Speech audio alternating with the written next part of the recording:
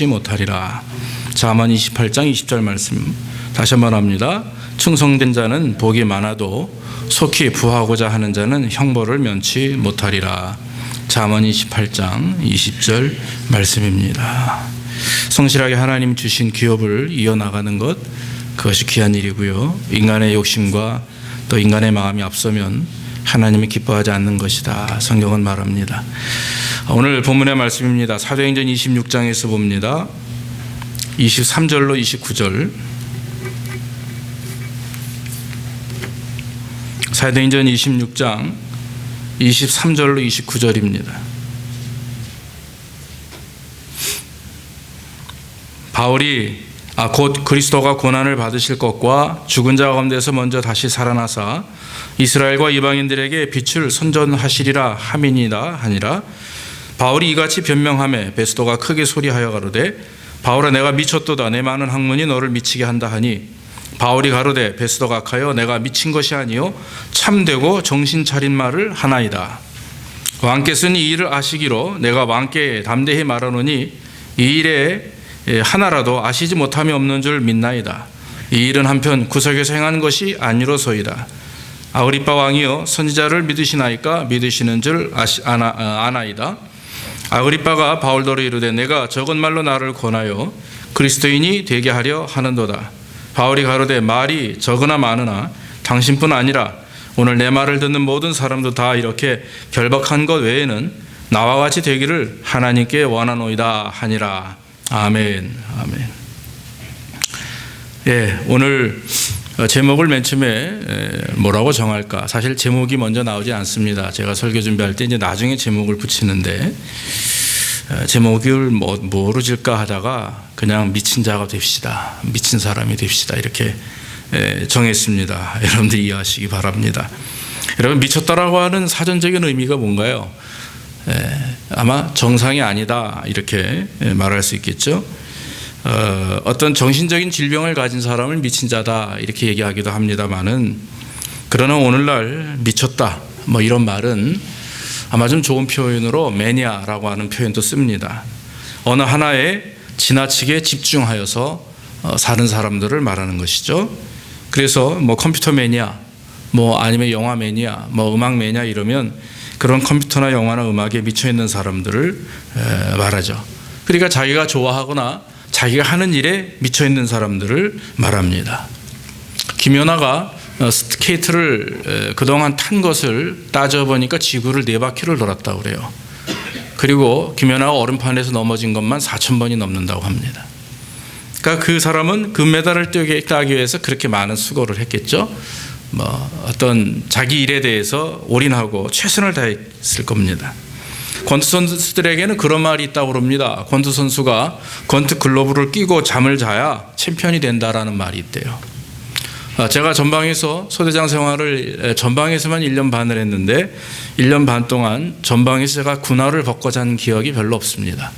밤에도 항상 옷을 입고 군화를 신고 잠을 자야죠. 왜냐하면 밤에 근무들을 쓰고 하니까. 그런 경험은 있습니다. 그러지 않으면 소대장의 자격이 없다 하는 선배들의 말이 있었습니다.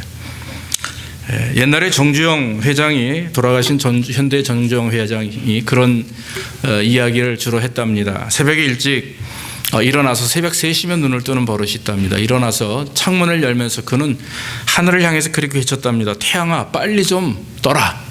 그 소리를 했대요. 태양아 빨리 좀 떠라. 왜냐하면 빨리 아침이 밝아야 일을 할 수 있기 때문이라고 하는 거죠. 여러분, 자기 일에 미쳐 있다, 자기가 하고자 하는 일에 열정을 갖는다라고 하는 말은 사실 좋은 의미입니다. 그래서 여러분 우리는 미쳐야 됩니다. 어느 한 부분에 대해서는 올인하고 미쳐야 되는 거죠. 도박에 미칠 수 없습니다. 술에 미칠 수 없습니다. 우리가 어떤 나쁜 습관에 미칠 수 없습니다. 그러나 자기 일에 집중해서 미쳐 있는 사람들, 요즘에 TV를 보니까 달인이라고 하는 프로가 있더라고요. 달인입니다. 정말 기가 막힙니다. 어떻게 그렇게까지 할 수 있을까? 이유는 10여 년, 20여 년, 30여 년 동안 한 가지에만 몰두하기 때문이다라고 하는 거죠. 그 일에 미쳐서 일하다 보니까. 여러분, 저와 여러분들은 하나님을 믿는 성도라고 하죠. 믿는 자입니다. 그리스도인입니다. 그 말은 무엇이겠습니까? 그리스도에게 미쳐 있는다. 그리스도에게 미쳐 있는 사람이 그리스도인입니다. 믿습니까? 1924년도에 영국에 그 프랑스 파리에서 올림픽이 있었어요. 영국 사람으로 리드라고 하는 사람이, 에릭 리들이라고 하는 사람의 100m 달리기 선수입니다. 그런데 이 사람이 평생에 하나님 앞에 신앙 고백하는 게 있는데 주일은 안 달립니다. 주일은 절대 안 뜁니다. 그런데 여러분, 100m 금메달 예선을 하는 날이 주일이었었어요. 이 사람이 달리기를 했겠어요, 안 했겠어요? 안 나갔어요. 오히려 예선전에 안 나가면 금메달은 포기하는 거 아닙니까? 실제 있었던 일입니다. 여러분, 불의 전차라고 하는 영화 아십니까? 이 사람을 주로 한 주인공으로 만든 영화라고 그래요. 그런데 이 사람이 예선전에 안 나가고 어딜 갔냐면 스코트 코드라고 하는 그 바로 경기장 주변에 있는 주일날 예배에 가서 예배를 드리고 있는 거예요. 깜짝 놀랐죠. 난리가 났습니다.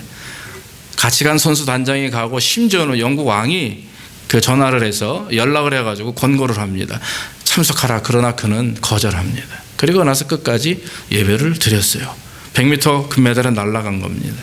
근데 올림픽위원회에서 워낙 유명한 사람이고 100m에서 항상 금메달을 땄던 사람이기 때문에 200m, 400m 이제 조금 장거리라고 그러나요? 중거리라고 그러나요? 거기에 달릴 수 있도록 이렇게 허락을 했습니다. 그런데 여러분, 200m에서는 준우승을 했어요. 그런데 마지막 400m에서 그 사람이 금메달을 땄습니다. 그런데 400m를 달리기 전에 어떤 사람이 그 에릭 리드에게 쪽지를 보내왔습니다.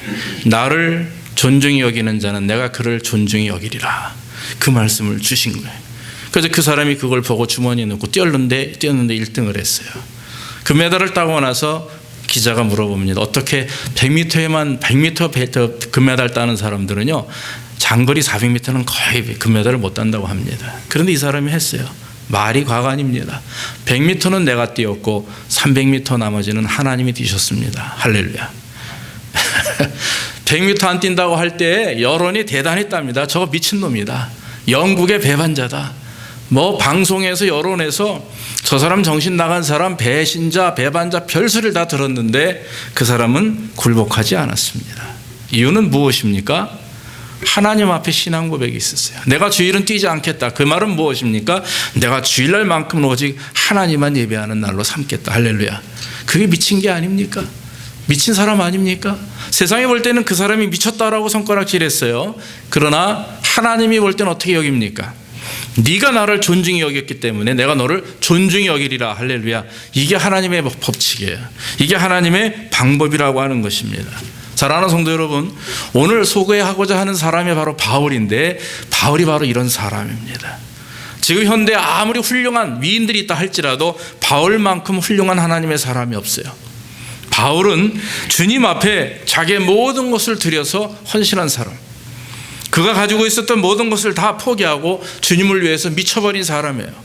그래서 여러분, 세상 사람들이 볼 때 저 사람은 크리스찬이다 하는 말은 저 사람은 예수께 미쳤다라고 하는 거죠. 미쳤다라고 하는 말이 가족을 팽개치고 그냥 광신자같이 교회나 이런 데 가서 기도원에 가서 있는 그런 이단적인 요소가 아닌, 정말 하나님을 위해서라면 목숨을 바치고 세상에 무엇이든지 무엇보다도 하나님을 가장 1순위로 삼고 그 말씀대로 살려고 노력하며, 아니 말씀대로 살아가는 사람, 노력으로 끝나면 안 됩니다. 우리의 인생이 노력으로 끝나면 안 돼요. 이제 우리가 말씀대로 사는 사람이 되고 말씀을 깊이 묵상하며 주님 은혜 안에서 살아가는 성도들이 될 때 우리는 그리스도 안에서 미친 자가 되는 것입니다. 오늘 바울은 본문의 내용을 보면 아그리빠 왕 앞에서 신문을 받게 됩니다. 베스도가 총독으로 왔습니다. 와서 보니까 2년 동안 감옥에 있는 바울을 발견하죠. 자, 그를 앞에 세워놨더니 이유가 감옥에 가둘 이유가 없는 거예요. 그런데 유대인들에게 저번에 제가 지난주에 말씀드렸다시피 좀 좋은 소리를 듣고 싶어요. 총독으로 왔으니까 제사장들이나 좀 높은 사람들하고 좀 이렇게 관계가 있어야 편하게 그들을 다스리지 않겠습니까? 근데 아무리 찾아봐도 없어요. 그러니까 내가 너를 신문하랴 그랬더니 바울이 내 로마로 가겠다. 로마 내가 그 황제 앞에 가서 내가 얘기하고 싶다. 그런데 그 당시에 유대에 왕이 있었습니다. 아그리빠 왕인데 여러분 주보 안쪽에 제가 이제 아그리빠에 대한 얘기를 거기다 넣어놨습니다. 근데 이 사람은 유대인입니다. 그런데 헤롯 왕과 연결이 되어 있는 사람이고, 그래서 팔레스틴을 이렇게 다스리게 되었습니다. 그러다 보니까 이 사람은 유대인이고 또 유대인이기 때문에 구약의 율법이나 예수 그리스도에 대한 소문들을 다 들었어요. 그러나 그는 지금 로마의 녹을 먹고 사는 그런 왕에 불과합니다. 그래도 베스토가 로마 사람이고 총독이다 보니까 이 아그리파 왕하고라도 얘기를 해야 되지 않겠어요? 그에게 가서 신문을 이제 하게 합니다. 근데 아그리파 왕이 가만히 들러봐도 별 문제가 없는 것 같아요. 근데 그 전장에 보면 아그리파가 그 바울을 지극히 만나고 싶어 하는 말씀이 나옵니다. 이게 이제 바울이 갔어요. 가서 얘기하는데 바울이 26장 1절부터 무슨 얘기입니까? 나는 옛날에 이런 사람이었다. 간증을 하는 겁니다. 그것도 아그리파 왕 앞에서. 신문을 당하는 자가 담대하게 왕과 총독 앞에서 자기 자신을 드러내고 간증을 합니다. 내가 옛날에 이런 사람이었는데 녹을 먹고 제사장들의 그런 어떤 이제 부탁을 받아서 예수 믿는 사람들을 잡아 다니는 사람이었다. 그런데 어느 날 다메섹에 가는 중에 다메섹에 크리스천들이 모여서 집회를 한다는 얘기를 듣고 내가 그들을 잡으러 가는 중에 그 길 위에서 부활하신 예수님을 만났다. 그 이후로 내 인생은 바뀌었다 하면서 성경에 뭐라고 얘기합니까? 23절에 보면 그리스도가 고난을 받으실 것과 죽은 자 가운데서 먼저 다시 살아나사 이스라엘과 이방인들에게 빛을 선전하리라 함이니라. 예수 그리스도의 말씀을, 그리스도가 빛 아닙니까? 빛이 이 땅에 왔으나 세상은 이해하지 못합니다. 깨닫지 못했어요. 바로 그 예수님을 증거하기 위해서 내가 이렇게 서 있다. 그런 말을 합니다. 그때 29절에 아그리파가 뭐라고 얘기를 해요? 네가 적은 말로 나를 크리스찬 되게 하는구나. 기독교인이 되게 하려고 하는구나. 그런 말을 합니다. 그러나 여러분, 바울이 말하기를 말이 적으나 많으나 당신뿐 아니라 오늘 내 말을 듣는 이 모든 사람들이 나와 같이 결박을 받는 것 외에 다 동일한 은혜를 경험하길 원한다. 이렇게 말씀을 합니다. 사랑하는 성도 여러분, 하나님께 미친 자는, 그리스도에게 미친 자는요 두려움이 없습니다. 여러분, 오늘 왜 바울이 이와 같이 정말 아그리파 왕 앞에서, 베스도 앞에서 주님의 말씀을 증거하며 자기 자신을 드러낼 수 있었는가? 세상 사람들은 야, 저 사람 미쳤구나. 어디 감히 왕 앞에서, 총독 앞에서 저렇게 자기 신앙 얘기를 할까? 제가 죽으려고 환장을 했어. 속된 말로 아마 이랬을 겁니다. 그가 왜 그와 같이 두려움과 낙심됨이 없이 하나님 앞에 담대하게 그들에게 복음을 증거할 수 있었느냐 하는 것입니다. 그것은 여러분 확신이에요. 주님을 만난 경험이 있기 때문에 그렇습니다. 사랑하는 성도 여러분, 예수님에 대한 확신이 얼마나 있으십니까? 주님에 대한 경험이 얼마나 있으십니까? 저에 대해서 잘 아시다시피 저는 어릴 때부터 어머니의 기도로 목회자가 되겠다, 어머니가 소원을 했지만 제가 주님을 만난 것은 고등학교 때였습니다. 주님을 만난 이후에 다른 생각을 해본 적이 없었습니다. 그저 목사가 되는 것, 또 제가 가지고 있었던 여러 가지 달란트가 있었는데 그것이 전부인 줄 알았는데 하나님은 그걸 원치 않으셨던 것 같아요. 그래서 그걸 다 포기하고 신학교 입학을 하고 지금까지 목회자의 길을 걷고 있습니다. 간단한 것 같지만 저는 사실 그 당시에는요, 이게 아니면 아니다라고 하는 생각을 가지고 정말 그것만 올인하며 지내왔던 시간이 오랜 시간이었습니다.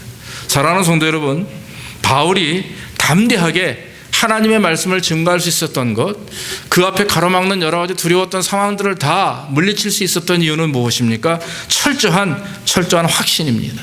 경험입니다. 여러분, 우리가 신앙생활을 하는 데 있어서 세상 사람들이 우리를 바라보고 저 사람은 진짜 크리스찬이다, 저 사람은 진짜다라고 하는 말을 들을 수 있는 이유는 그건 무엇입니까? 직접적인 하나님과의 경험, 그리스도를 만난 경험이 있어야 된다라고 하는 것입니다. 사랑하는 성도 여러분, 바울의 모습을 보면은요, 철저하게 예수님 외에는, 십자가 외에는 자랑하지 않습니다. 보통 이제 간증 집회 같은 걸 해보면은요, 예전에 내가 어떻게 살았는지, 내가 무슨 죄를 지었는지가 거의 80%예요. 그리고 나머지 내가 이렇게 만났고 이렇게 은혜를 받았다라고 하는 얘기가 그냥 뒷부분에 조금 나옵니다. 요즘에 간증자들은 그러지 않는 것 같아요. 근데 제가 중학교, 고등학교, 대학교 이때 간증 집회를 가보고, 그래서 목사님들이 간증자들을 모시고 집회를 하고 나면 참 마음에 답답함을 많이 느끼시는 걸 제가 경험한 적이 있습니다.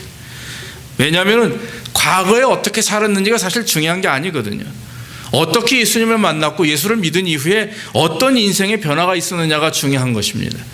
그런데 오늘 사도 바울은 자기가 과거에 이런 사람이었다 말하지 않아도 알거든요. 사도 바울은 아주 유명한 사람이었습니다. 사울 하면 크리스찬들이 벌벌벌 떨 정도로 그가 지나가기만 해도 얼굴을 못 내밀 정도였었어요. 왜? 잡히면 죽으니까. 그런 사울입니다. 사울이 예수님을 만난 이후에 눈이 멀어서 일주일 동안 있을 때 아나니아가 그를 케어합니다.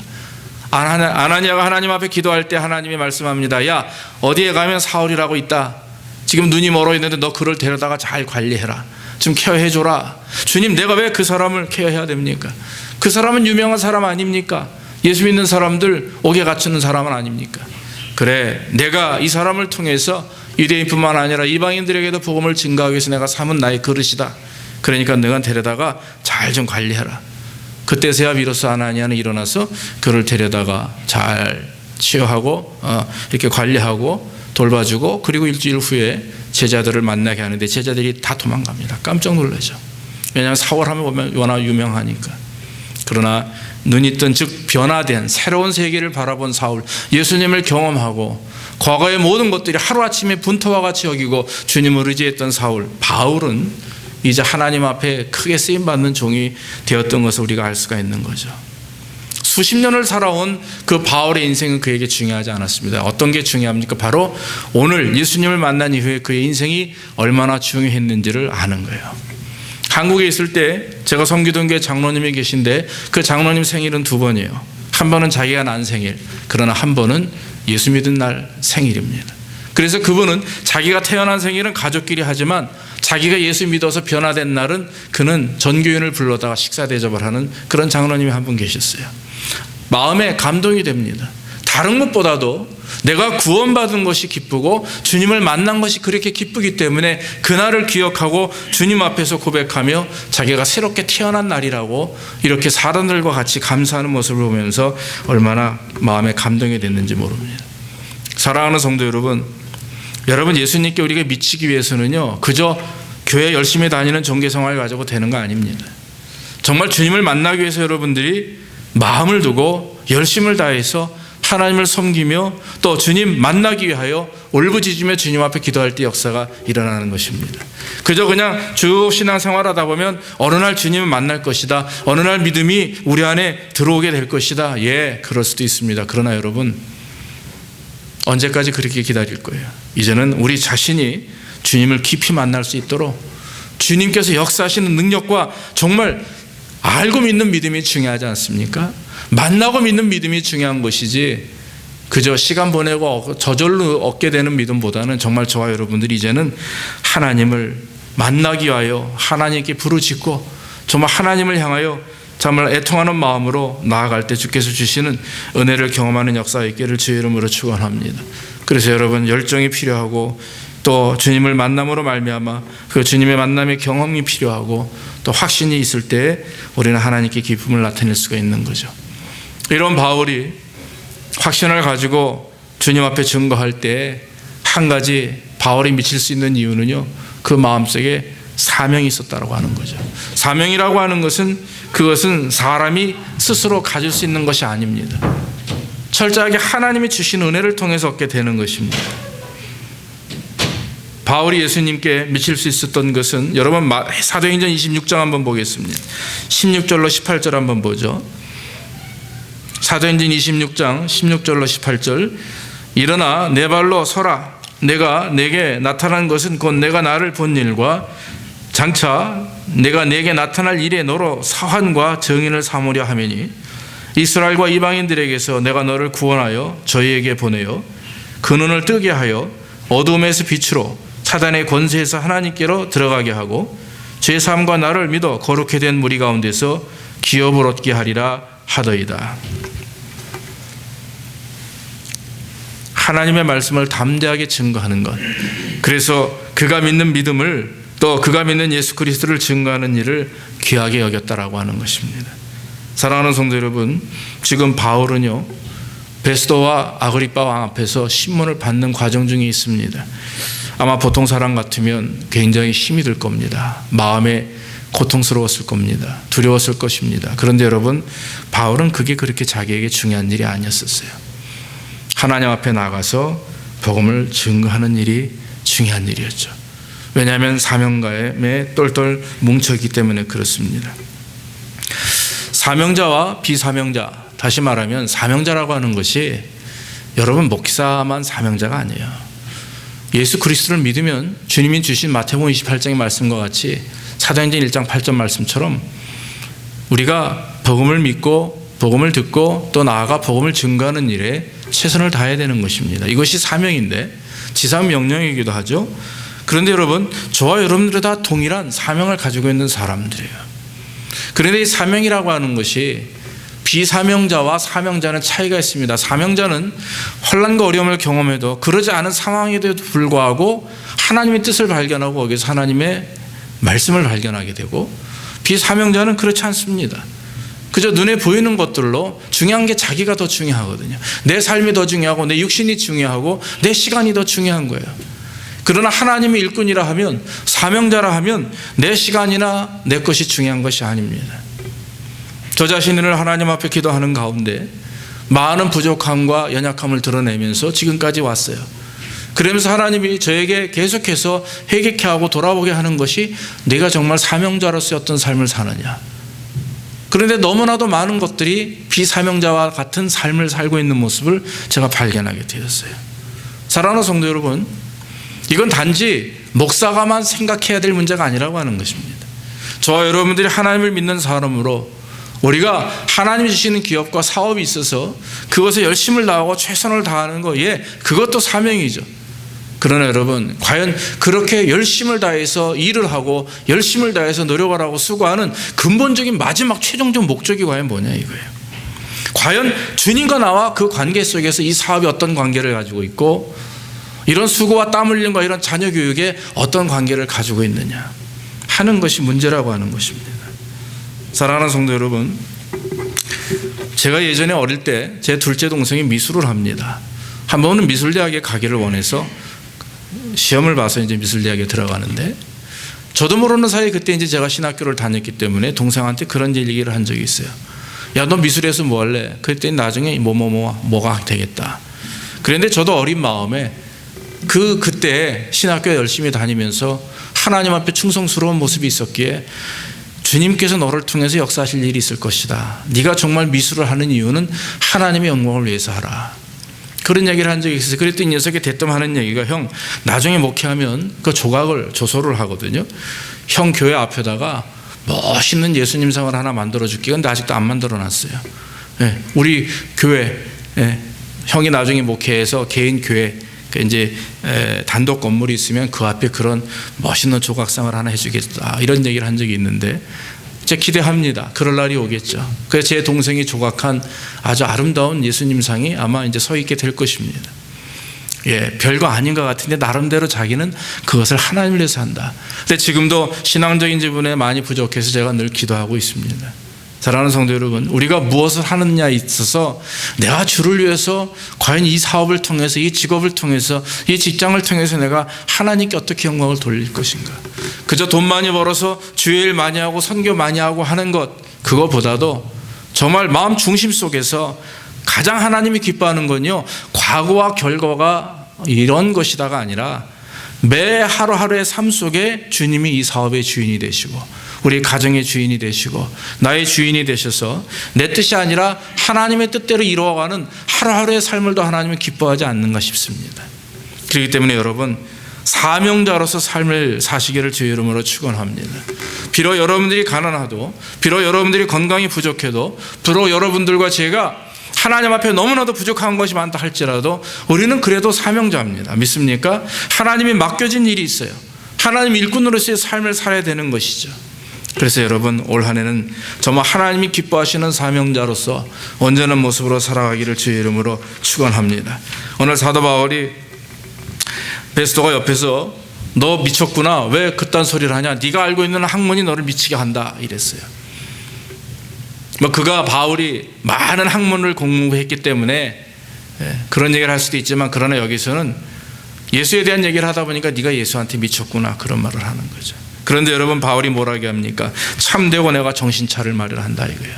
내가 예수께 미친 것은 감정적인 것도 아니요, 한순간도 아니요, 그저 내가 뜬구름 잡는 허망한 것을 내가 얘기하는 것이 아니라 바로 내가 친히 주님을 만나고 주님이 주신 사명감과 열정을 가지고 그 복음을 내가 너에게 증거하기 위함이다. 할렐루야. 여러분, 이게 굉장히 중요한 말입니다. 여러분들이 신앙생활을 하면서 참되고 정신 차린 삶을 살아야 되는 거예요. 세상 사람들이 바라볼 때 진짜 미친 자들은 정확합니다. 횡설수설하지 않습니다. 하루에 12번씩 행동이 바뀌지 않습니다. 철저하게 올인한 자들은 참되고 정신 차린 속에서 살아가는 거예요. 그렇기 때문에 날마다 주님과 교제하며 주님을 깊이 만나는 그런 믿음의 생활.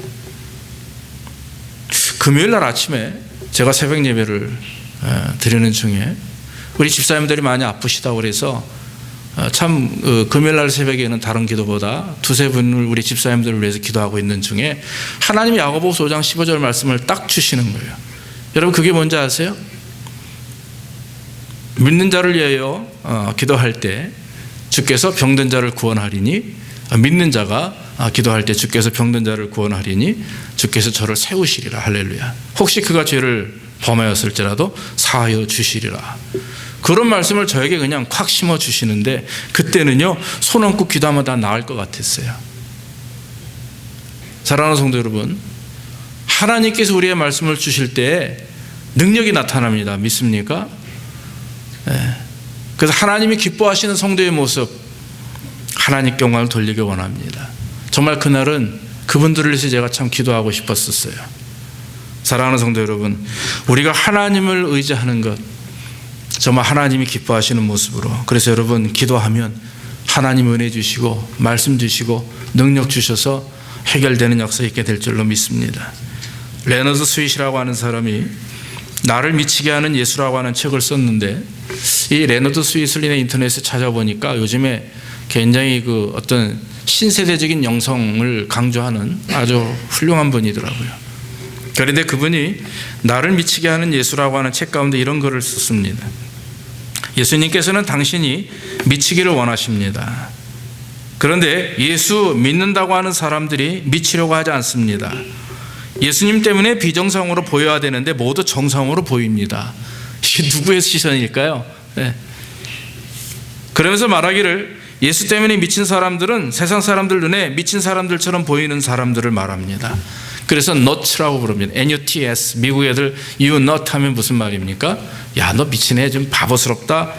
너 제정신이 아니구나. nut라고 하는 얘기를 많이 써요. 근데 이 사람은 NUTS를 이런 약자로 풀이합니다. nut의 의미를 never underestimate the spirit이라고 그래요.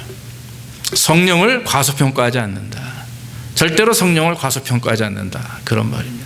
그러니까 예수 그리스도를 믿는 성도들이 nut라고 하는 말은 정말 제 제정신이 아니냐, 미친 애야, 이런 말이 세상 그들이 쓰는 속된 속어가 아니라 정말 하나님의 성령을 과소평가하지 아니하고 하나님의 말씀대로 순종하고 성령의 이끌림을 얻기 위해서 아주 세미한 주의 음성을 듣기 위해서 매일매일마다 하나님과 깊은 영적 교제를 이루어나가는 사람. 할렐루야. 이런 사람이에요. 이런 사람이니까 세상 사람들이 볼 때는 구별되어 있죠. 나와 같지 않은 거죠. 어딘가 모르게 범상치 않습니다. 네. 사랑하는 성도 여러분, 우리는 놓쳐야 됩니다. 세상 사람들이 볼 때 우리를 바보라고 해도 우리는 예수 그리스도 안에서 우리가 바보가 되어야 되는 거예요. 예수님께 미친 자가 되고 성령께서 역사하심에 대하여 순종하는 자. 그래서 성령을 과소평가하지 아니하고 성령의 음성에 둔감한 그런 성도가 아니라 정말 하나님이 기뻐하시는 아름다운 성도의 모습이 되어야 될 줄로 믿습니다. 넓은 길로 가려고 할 때 하나님께서 우리에게 좁은 길로 가라고 말씀하십니다. 부요함을 쫓을 때 하나님은 오히려 우리의 심령의 가난함을 쫓기를 원하십니다. 그러므로 사랑하는 성도 여러분, 여러분들이 지금 무엇에 미쳐 있습니까? 어떤 것에 여러분들이 몸과 마음을 다 쏟고 계십니까? 다시 한번 돌이키는 역사 있기를 주 이름으로 축원합니다. 한 가지 더 말씀을 드리면, 사도 바울이 미칠 수 있는 것은 뜨거움이죠. 열정입니다. 뜨거운 가슴입니다. 29절에 바울이 가로되 말이 적으나 많으나 당신뿐 아니라 오늘 내 말을 듣는 모든 사람도 다 이렇게 결박한 것 외에는 나와 같이 되기를 하나님께 원하노라 그랬어요. 바울에게 간절한 소원이 있다면 그것은 모든 자들이 구원을 받는 일입니다. 심지어는 아그리빠 왕이라 할지라도 로마의 베스도 총독이라 할지라도 바울은 그렇게 꿈에도 소원하던 결국 로마에 들어갑니다. 그래서 로마에서 복음을 증거하다 순교하죠. 결국 로마는 얼마 후에 한 300년 후에 국교가 됩니다. 모든 사람들이 하나님을 인정하고 하나님을 믿고 로마가 복음화되니까 로마를 거치는 모든 주변에 있는 나라들이 다 복음의 씨앗이 그들에게 전달되는 것을 알 수가 있는 거죠. 여러분, 사울에게 있어서 가장 뜨거움은 영혼을 향한 마음입니다. 첫째는 하나님을 향하여 뜨거움이고 둘째는 영혼들을 향한 뜨거움입니다. 그 뜨거움은 사랑입니다. 그 뜨거움은 영혼을 생각하며 영혼을 구원하는 일이죠. 그래서 우리 교회는 앞으로 우리 집사님 기도하신 것처럼 하나님 앞에 온전한 교회의 본질이 무엇인가를 찾는 게 중요한 것 같아요. 그래서 교회의 본질이 무엇이며 교회가 어떠해야 되는가를 우리가 여러분 여러 가지, 제가 어제도 가까운 교회에 친구 목사가 와서 찬양 집회를 하더라고요. 우리 교회를 작년에 한번 이렇게 부르려고 했는데 그 친구나 저나 이렇게 지금 여건이 잘 안 돼가지고 요번에 가까운 교회에서 그분을 불렀어요. 그래서 저녁에 가서 만났습니다. 그러면서 같이 교제를 했어요. 아주 작은 교회입니다. 저에게 보면 그 교회 3배나 돼요. 그런데 여러분, 하나님 우리에게 어떻든 간에 8년 동안 건물을 주시고 또 이와 같이 넓은 예배처를 주셨어요. 그런데 여러분, 우리가 하나님께 이제는 교회 본질이 무엇이며 무엇을 해야 되는지, 외형적인 부분에 대해서 우리가 갖춰졌으나 그러나 중요한 것은 실상 우리의 실제적인 신앙과 삶의 모습이 부족함을 우리가 스스로 느끼게 되죠. 그래서 이제는 정말 하나님이 주시는 우리 안에서 거룩한 성령 역사하심, 심령의 부흥이 일어나야 될 줄로 믿습니다. 여러분, 하나님을 향한 아주 사랑과 지극함이 우리에게 넘쳐야 될 것이고 그 다음에는 영혼에 대한 사랑이요.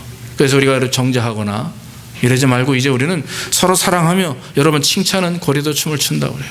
그래서 칭찬하고 사랑하는 가운데 정말 하나님 안에서 우리가 하나가 되며 주의 영광을 드러내는 교회가 되기를 간절히 원합니다. 여러분, 우리는요 사람을 향하여, 하나님을 향하여 뜨거운 열정과 마음을 가져야 됩니다. 무엇 때문에 내 마음이 뜨거워지는지, 어느 날 갑자기 내 사업이 잘 돼서 하나님이 주시는 그 뜨거움 때문에 사업을 잘하고, 우리 자녀들이 열심히 공부하기 때문에 그 자녀들을 잘 키우겠다라고 하는 그런 열정과 믿음을 가지고 마음이 뜨거워지고, 그런 것도 하나님의 축복이지만 그러나 하나님은 그거보다 다른 것에 관심이 더 많으세요. 그건 뭐냐면 저와 여러분들의 영적 뜨거움을 말하는 것입니다. 얼마나 하나님을 소망하느냐.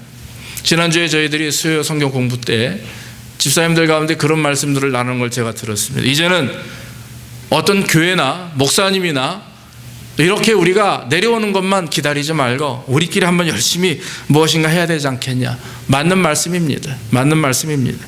근데 중요한 것은 여러분, 하나님이 기뻐하시는 일, 저와 여러분들이 하나가 되어서 정말 하나님께서 주시는 영적 그런 은혜와 능력을 가지고 하나가 되어서 나가는 게 더 중요한 일인 것 같아요. 사랑하는 성도 여러분, 우리는 이제 영혼을 사랑하는 것에 뜨거워져야 될 줄로 믿습니다.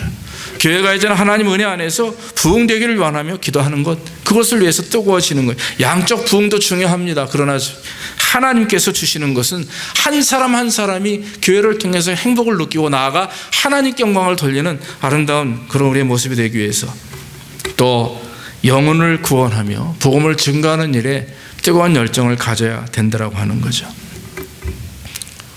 토마스 선교사라고 하는 사람이 우리나라에 들어올 때 배에서 내리지도 못하고 화살에 맞아 죽었다는 얘기는 우리가 잘 압니다. 그런데 여러분, 아펜젤러라고 하는 목사님도 마찬가지예요.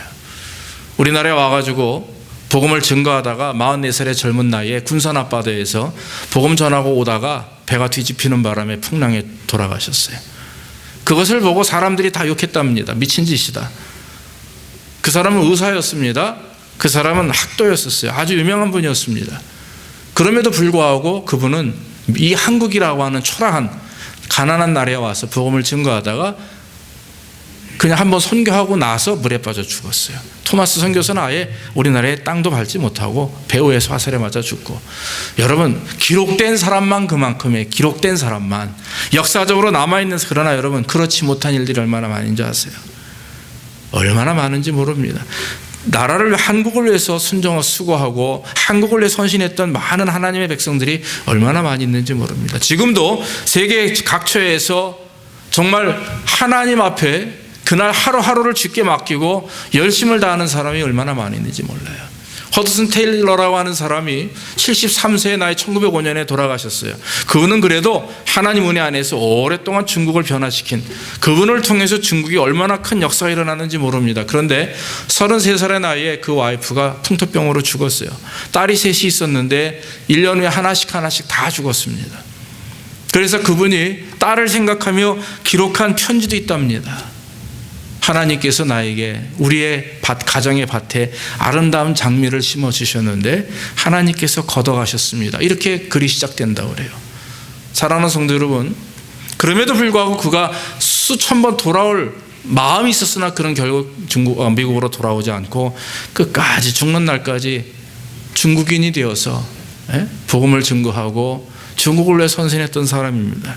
여러분, 우리나라에도 그런 분들이 얼마나 많이 있는지 몰라요. 지금도 또 외국에 나가서 그 작은 나라들에게 가서 내 나라인 것처럼 내 백성인 것 양 그들을 향해서 그리스도의 사랑을 증거하는 일들이 있습니다. 지난주에 박기창 목사님하고 연락이 됐어요. 3월 16일 날, 15일 날, 16일 날이 3월 토요일과 주일인데 그 두 날 선교복으로 우리 교회에 오셔서 하게 됩니다. 그래서 그분을 만나고 여러분들 다 만나시게 될 겁니다. 토요일 날 예배가 있고 주일 날 예배 11시 예배 때 선교복으로 하고, 그리고 오후에는 이제 수사랑교회 가서 또 선교 이런 그 모임을 가질 계획입니다. 사랑하는 성도 여러분, 하나님께서 우리에게 주신 열정과 뜨거움이 있어야 돼요. 교회가 재미없어서, 예배가 재미없고 교회가 자꾸 문제가 생기고 어려움이 있어서 우리의 부족한 거에 연약함일 수도 있습니다. 그러나 여러분, 저와 여러분들이 한 사람 한 사람이 하나님과 깊은 영적인 교제와 성령의 충만함을 통해서 교회를 사랑하고 또 하나님을 사랑할 때 주께서 다시 한번 우리에게 영적인 은혜의 불을 붙여주실 줄로 믿습니다. 그러므로 저와 여러분들이 가로막는 일들이 얼마나 많이 있는지 몰라요. 마귀는요, 하나님께 더 하려고 하면 할수록 자꾸 가로막습니다. 그게 마귀의 역사고 그게 당연한 일입니다. 그렇기 때문에 우리는 그걸 넘기 위해서 노력을 해야 되는 거죠. 하루하루의 영적인 싸움이라는 것이 무엇입니까? 혈과 육에 대한 게 아니에요. 영계에 대한 문제입니다. 마귀와의 싸움입니다. 여러분, 그것을 위해서 우리가 늘 깊이 싸우고 나아가 뜨거운 열정과 믿음을 통해 사명감을 통해서 확신을 통해서 저와 여러분들이 정말 저 사람은, 저 집사님은 정말 제대로 예수님께 미친 사람이다. 예수님께 올인하는 사람이다. 하나님을 믿는 믿음 안에서 정말 승리하는 사람이다라고 하는 칭찬을 받는 저와 여러분들이 되기를 주의 이름으로 축원합니다. 기도하겠습니다. 아버지 하나님, 오늘도 부족한 종을 통해서 하나님께 또한 아버지 주신 말씀을 증거할 수 있도록 인도하시니 감사합니다. 아버지 하나님, 우리가 믿음을 갖게 하시고 성령 충만하게 하시고 사명감을 갖게 하셔서 하나님이 기뻐하시는 성도의 모습을 갖게 부족함이 없도록 주여 인도해 주시옵소서. 모든 말씀 예수님의 이름으로 감사하며 기도하옵나이다. 아멘. 이 시간에 우리가 찬송 하나 하겠는데, 나 무엇과도 주님을 바꾸지 않으리, 이 찬송 우리가 하겠습니다. 이 찬송하시고 우리 잠깐 오늘 예배를 위해서 오늘 그 말씀을 위해서 기도하는 시간을 갖도록 하겠습니다.